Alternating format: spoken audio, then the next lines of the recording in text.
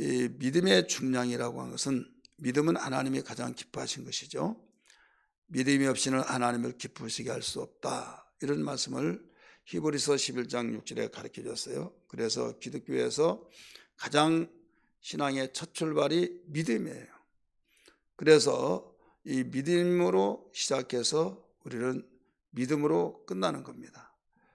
이 믿음이 적은 믿음이 있고, 그 다음에 점점 장성하면서 큰 믿음이 있는데, 적은 믿음은 약한 믿음이라고 하고 큰 믿음은 강한 믿음이라 이렇게 말할 수가 있었어요. 그래서 이 믿음의 중량을 높이라, 왜 이 제목을 잡았는가 하면, 그 벨사살 왕이 그 우상을 섬겼을 때 그 귀족과 잔치하고 또 우상을 섬겼을 때 손가락이 나와서, 사람의 손가락들이 나와서 그 글씨를 썼을 때 그 글씨를 보고 몸이 녹는 듯하고 안색이 완전히 겁에 질리고 완전히 새파랗게 누가 보더라도 감출 수 없는 그 얼굴, 그 다음에 몸을 벌벌 떨고, 이런 상황 속에서 누구도 해석할 수도 없고 읽을 수도 없지만은 다니엘을 통해서 해석을 들었어요. 그 해석이, 글씨가 25절에 나온 대로 메데메데 데겔 우바르신이라고 하는 글씨를 읽어 주었고, 이 해석을 해드리겠습니다 해서 어제 아침에 말씀을 드렸습니다. 그러면서 이 메데라고 하는 말은 이미 왕의 나라에서 시대를 세워서 그걸 끝나게 하셨다 하며, 그래서 세어보다라고 하는 뜻이라고 그랬어요. 또 이 데겔은 그 저울에 달아서 그 부족함이 보였다 하며, 이 무게를 달다, 이런 뜻이, 무게를 달다, 달아보다. 그래서 달아봤을 때 이 중량 미달이냐 아니면 중량이 이상 없냐, 이런 말이에요. 그리고 이제 세대를 세어봤어요. 메대, 세어보다, 이런 뜻이잖아요. 그래, 메대에 중복을 했죠. 메대를 두 번이나 말을 했는데, 세어보고 또 세어보고. 여러분, 예를 들어서 이 숫자를 셀 때 중요한 숫자일수록 한 번만 딱 세보고 건성으로 한번 쭉 보고 맞겠지 하지 않잖아요. 또 세보고 또 세보고. 그만큼 하나님은 자상하게 그 벨사살 왕의 세대를 세어봤다, 이 시대를 세어봤는데, 이 말은 무슨 말인가 하면, 하나님께서 정하신 때가 있어요. 예를 들어서 벨사살 왕에게 너는 30년 동안 통치하라 라고 하는 네 연수가 그 정한 것이다 라고 했다고 한다면, 몇 년인가는 모르겠지만 하나님만 아신데, 그걸 30년 동안 이 기한을 정해줬단 말이에요. 정하셨어요. 그러면 정하신 그 날이 1년, 2년, 3년 이 시대라고, 이 세대라고 말했잖아요. 그 왕의 그 세대가 이렇게 정해진 것을 세어 보실 때, 아직 남았는데, 아직 남았는데, 이거다 이거죠. 그래, 남았으니까 더 지속을 시켜야 하잖아요. 그래가지고 이 느부갓네살 왕을 통해서 그 환상을 보여준 이유가 뭐라고 그랬어요? 환상을 보여준 이유는 하늘에 계신 하나님이 땅의 나라도 다스리는 것과, 누구에게든지 왕권을 주어서 통치하는 것과, 아무리 약한 자랄지라도 천한 자랄지라도 그분이 원하신 자에게 그 나라를 주시는 것을 알게 하려 하심이라 라고 하면서, 그 두 번째, 나무가 땅에서 심겨진 나무가 점점 자라서 하늘 꼭대기까지 닿았고, 거기에 아름다운 잎사귀와 열매들이 맺혔고, 모든 짐승들도 새들도 거기에 깃들여진 거, 이 환상을 여러분 잘 아시잖아요. 그러면서 순찰자를 통해서 베어버리라, 이 사건을 이 다니엘이 역시 해석해줘서, 왕에게 이런 것을 주신 것은, 꿈을 주신 것은 이미 말씀드렸던 것처럼 세 가지예요. 우리 성경 한번 볼까요? 이미 말씀을 드렸습니다마는 또 잃어버린 것이 우리 대다수잖아요. 4장 17절 말씀 봅니다. 시작. 이는 순찰자들의 명령대로요 거룩한 자들의 말대로니 지극히 높으신 이가 사람의 나라를 다스리시며, 이게 첫 번째 이것을 알려주기 위해서 자기의 뜻대로 그것을 누구에게든지 주시며, 이게 두 번째요. 또 지극히 천한 자를 그 위에 세우는 줄을 사람들이 알게 하려 하심이라. 이 세 가지를 알게 하기 위해서 이 꿈을 주셨다, 보여주셨다. 그와 같이 하나님은 당신이 원한 자를 이 나라를 세워준다 이거죠. 통치하도록. 그럴 때 하나님이 정하신 너는 30년 혹은 20년 일 정해준다 이거죠. 그래서 정해주는데 싹수가 없다 이거죠. 귀인들을 모아놓고 잔치를 베풀었다, 좋다 이거예요. 그런데 보지도 못하고 듣지도 못하고 알지도 못하는 금으로 만들고 은으로 또 노소로 만들고 나무로 만들고 석상으로 만들어서 신상을 만들어 놓고 찬양을 했다. 하나님이 가장 싫어한 우상을 섬기면서 찬양을 했다 이거죠. 그것도 예루살렘에서 탈취했던 금대접 금그릇을, 그 금잔을 갖다가 술을 마시면서. 그러면 예루살렘의 성전은 누가 지으라고 그랬냐? 하나님의 설계에서 하나님이 하나님이 허락하신 성전이잖아요. 거기에서 탈취된, 하나님을 섬겼던 거기에. 그러니 하나님이 가장 싫어한 짓만 골라서 했다 이거죠. 그래서 손가락들을 나타내서 글씨 쓰게 하셨다. 그걸 몰라서 파리하게 죽게 되어졌을 때 다니엘을 통해서 알게 되는데, 그 글자를 읽을 때 메네메네 데겔 우바르신, 그 해석을 해주면서 메네는 세어보다는 뜻으로서 네 정한 시기가 지금 남았다. 또 세어보고 또 세어봤다 이거지. 메네메네니까 또 세었다. 그 다음에 이제는 기간은 남았으니까 더 하도 되겠다 이거예요. 그러면 두 번째는 이제는 중량을 무게를 달아보다 이런 뜻이거든요. 이걸 달아봤는데 미달이다 이게 미달이면 이건 중량 미달이니까 더 있을 이유가 없다, 끝이다 이거예요. 그래서 여기에 우라고 한 것은 이 접촉사라고 그랬죠. 바르신을 여기에 베레스라고 나오죠. 28절에 베레스는 단수 바르신의 이 단수라고 그랬어요. 단수형으로 사용하고 있다고 그랬어요. 이 둘로 나눠서 나라를 넘겨주겠다 이런 뜻이라고 그랬어요. 한마디로 말해서 여기에 이 메네메네 데겔 우바르신은 이미 세어보고 또 세어봤는데 중량 무게가 모자라서 너는 끝이다. 네 시대가 남았다 할지라도, 내가 정해준 날이 남았다 할지라도 모든 것이 끝이니 너는 아웃이야 하고 다른 자에게 넘겨주겠다 이거예요. 자, 그러면 오늘 우리는 여기에서 적용시켜서 지어본다고 한다면 오늘 제목이 뭐예요? 믿음의 중량을 높이라. 우리는 믿음 생활을 하잖아요. 하나님을 섬기고 하나님이 가장 기뻐하시는 믿음인데, 믿음 생활 속에서 여기에서 믿음이 부유하고 믿음의 무게가 있고 믿음이 갈수록 이 무게가 있어서 든든한 신앙, 반석의 집을 칠 수 있는 그 신앙, 비바람이 내리고 홍수가 날지라도 끄떡없는 그 신앙, 하나님 이것을 원하신다 이거죠.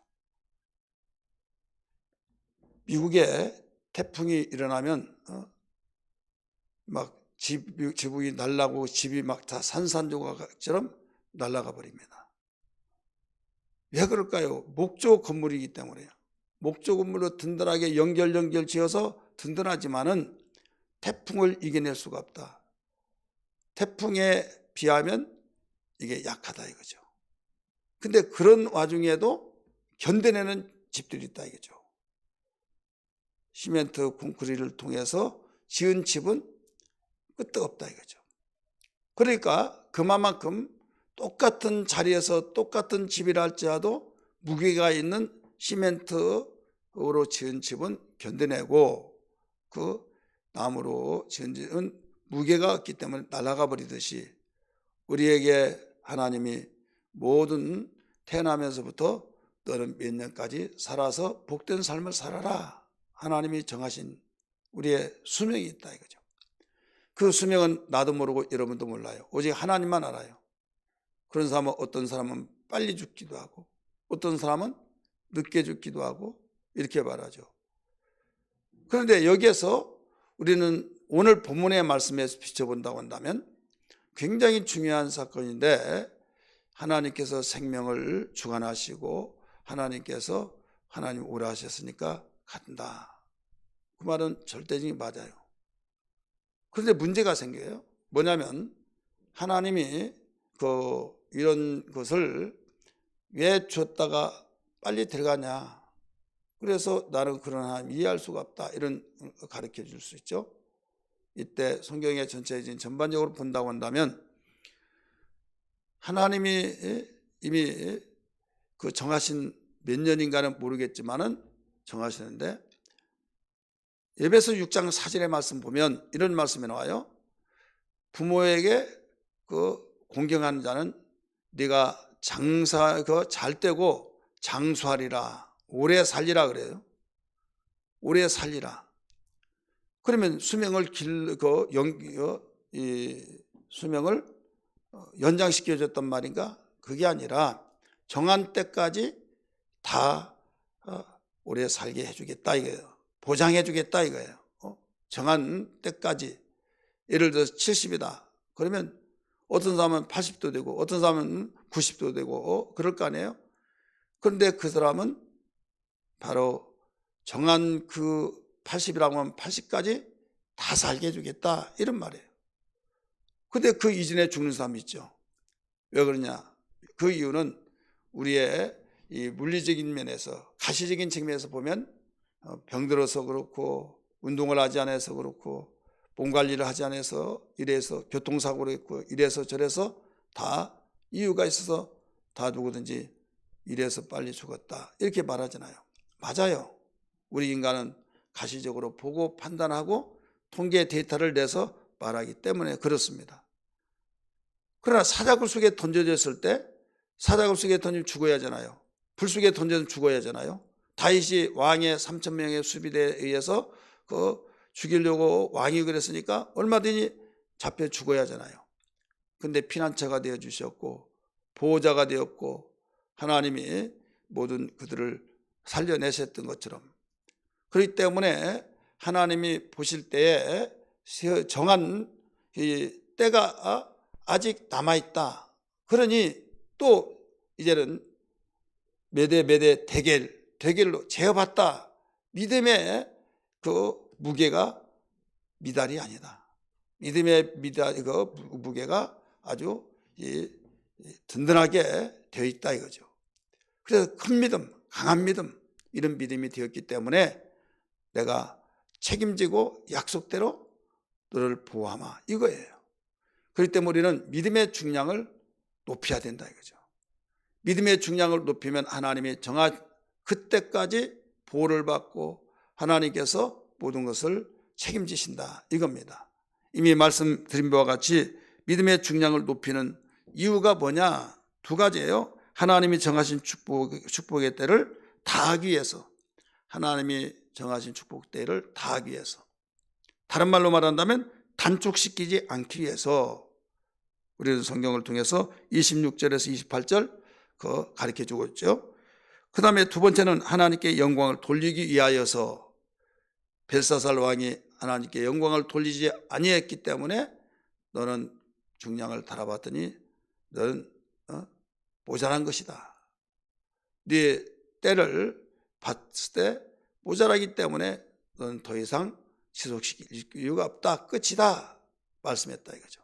그러므로 우리는 하나님께 영광을 돌리고 정말 믿음의 중량을 높여야만 이 축복의 때를 다할 수 있다는 것을 알아야 될 줄 믿기 바랍니다. 이해가 되시면 아멘 하십시다. 그럼 이제는 중량을 높여야 할 이유를 알았는데 어떻게 하면 중량을 높이냐 이거죠. 믿음의 중량을 높이는 방법, 오늘 본문에서 보면 한마디로 말해서 겸손과 하나님께 영광 돌리는 삶입니다. 자, 하나님의 성전에서 탈취했던 보물창고에서 끄집어내왔던, 그것도 다른 나라들도 수없이 보물을 탈취해서 놓았는데 왜 하필이면 이 예루살렘에서 하나님의 성전에서 사용하는 그 물건을, 금그릇과 금잔을 거기다가 술을 마시는, 이건 하나님이 최고라고 이미 그는 아버지가 다니엘을 통해서 이 위대하신 하나님을 알았어요. 알면서도 유별나게 이건 도전인 겁니다. 도전. 하나님에 대한 도전. 이건 교만이에요. 그래서 교만을 겸손으로 바꿔야 될 줄 믿습니다. 그리고 또 하나는 이 우상을 갖다 놓고 찬양을 했다. 이것은 하나님께 그래서 영광을 돌리지 않았다. 그렇게 나오잖아요. 이 23절 맨 끝에 왕의 모든 길을 작정하시는 하나님께는 영광을 돌리지 아니한지라. 그래서 이런 문제들이 생겼다 이거죠. 그래서 우리는 믿음의 중량을 높이는 방법이 여러 가지가 있지만은 오늘 본문의 그 사건 속에서 비출 때 겸손과 하나님께 영광을 돌리는 삶이다. 이 겸손은 모든 것들을 하나님이 기뻐하시는 믿음의 부유함이 되고 하나님이 원하시는 일들을 위해서 예하고 아멘하고 긍정적인 생각하면서 믿음이 부유해질 수밖에 없어요. 믿음의 중량을 높일 수밖에 없는 거예요. 또 하나님께 영광을 돌리니까 이쁜 것이 이쁜 짓만 한다 이런 말이 있잖아요. 그러니까 이쁜 자가 이쁜 짓을 하면 계속 이뻐할 수밖에 없는 거예요. 그런데 그걸 시기하고 질투하고 그러면 안 된다 이거죠. 나도 이쁜 짓 해야지. 그러면서 어떻게 이쁜 짓 하냐? 바로 하나님 앞에 이쁜 짓은 겸손한 자, 하나님께 영광 돌리는 삶, 이것밖에 없는 거예요. 그러기 위해서는 항상 말씀과 기도로 하나님께 거룩함을, 우리가 진리로 거룩해진다고 그랬잖아요. 진리의 힘은 오직 기도의 힘과 성령의 능력인 걸 믿기 바랍니다. 디모데 전서 4장 5절에 말씀과 기도로 거룩해지니라. 거룩함 속에 뭐가 자라냐? 믿음이 자라는 거예요. 한마디로 말해서 이 잡초가 없고 그 풀을 다 메고 비료를 거름을 주고 그러면 자랄 수밖에 없어요. 그런데 뭐 때문에 못 자냐? 풀 때문에 안 자는 거예요. 잡풀, 똑같은 영양을 빨아들이는 것은 풀이 더 잘 빨아들이기 때문에 죄라고 하는 것은 얼마만큼 우리의 영양을 잘 빨아들이는지 몰라요. 그래 내가 먹고 살아야 할 그 진리의 말씀을 누가 다 빼앗아가 버리냐? 방해하고 빼앗아가냐면 죄라고 한 것이, 육신의 생각이라는 것이, 교만이라는 것이 다 빼앗아가요. 하나님께 영광 돌리지 않은 것이 다 빼앗아가요.